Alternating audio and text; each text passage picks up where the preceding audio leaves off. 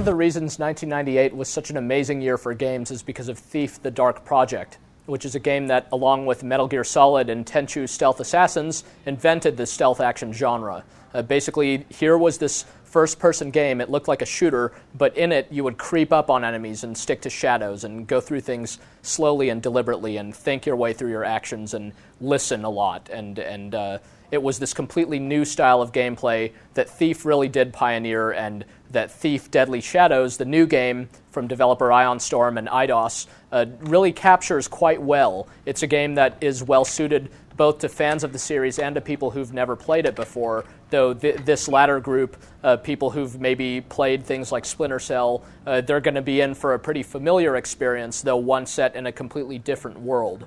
It's important to note about Thief: Deadly Shadows that it has a great setting and a great story. It's got a very memorable protagonist as well, and he's part of the reason why Thief fans love the series so much. In the game, you play as Garrett, who's this master thief. He's not a superhuman one-man army.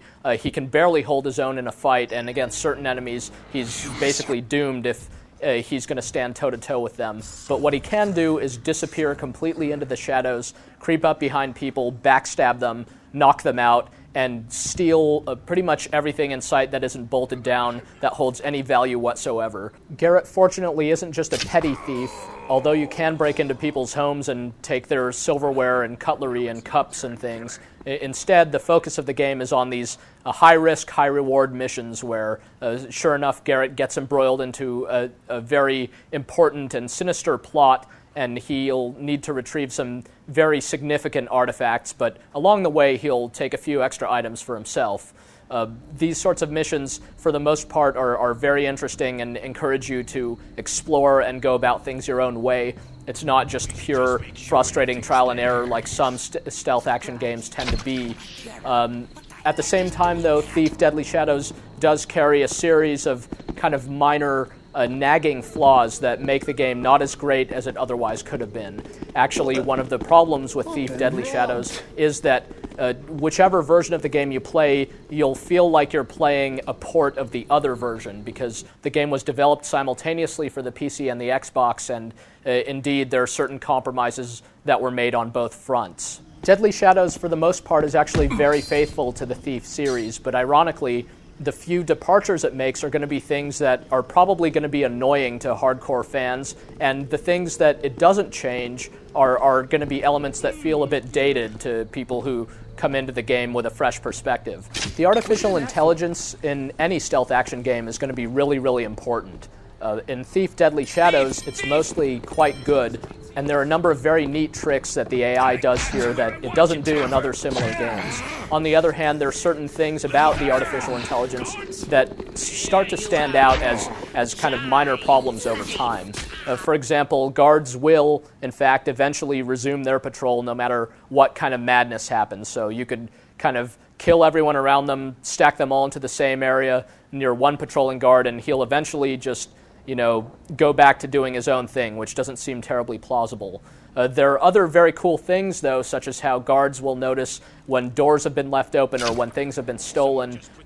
Civilians walking around the city streets might notice if you've stolen the purse from their belts. These sorts of things add to the kind of authenticity and immersiveness of the game, and it's too bad that there are some other cases with the AI where it really does stick out that, well, you're really just playing a game. One of the great things about Thief: Deadly Shadows is that it's quite long. This isn't a game that you're going to finish in a weekend unless pretty much all you did was play.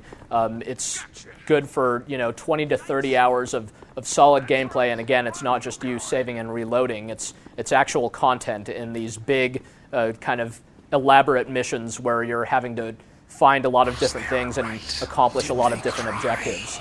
The thing is, though, a lot of the missions take place in relatively confined areas. It's one of the kind of shortcomings of the game engine that the developers used both for this game and their previous game, Deus Ex Invisible War. So especially when you're running around in the city, you really feel like you're running from one small zone to the next. It doesn't feel like you're in this big, sprawling metropolis, and there are these kind of irritating loading times in between the different sections which disrupt the pacing of the game and sort of take you out of the experience. Again, these aren't huge problems, but they're little things that ideally could have been better. Also, like Deus Ex, Thief: Deadly Shadows incorporates a lot of kind of fancy lighting and shadowing effects at the expense of the game's frame rate, especially on the Xbox version. There are also some fairly relatively realistic physics at work here, so you could do things like accidentally bump into barrels and knock them over, causing a noise. But the physics are most apparent when you knock someone out or kill somebody, where they'll kind of slump down. There are different ways of looking at this game. It's either a PC game or it's an Xbox game, and you're either a Thief fan who's experienced with the series or you're coming at it from a fresh perspective. Regardless of these cases, the game itself is the same and it holds up quite well. It's very much an interesting game with a unique and very cool game world, which has always been true of the Thief series. And this particular game has a great story as well, and a very interesting and likable main character, which isn't nearly often the case enough in most games out there. So the game could have been better in certain ways. There are things that hardcore Thief fans will rightfully be able to nitpick about, and likewise, those new to the series, may find themselves wondering why certain aspects of the game don't work as they might expect. But the sum total of the game is a very enjoyable experience overall, and one that can last you a good long time. It does make you feel like a thief lurking around in the shadows and stealing these most precious, heavily guarded artifacts, and that's really what this game is trying to deliver, and ultimately it does that quite well.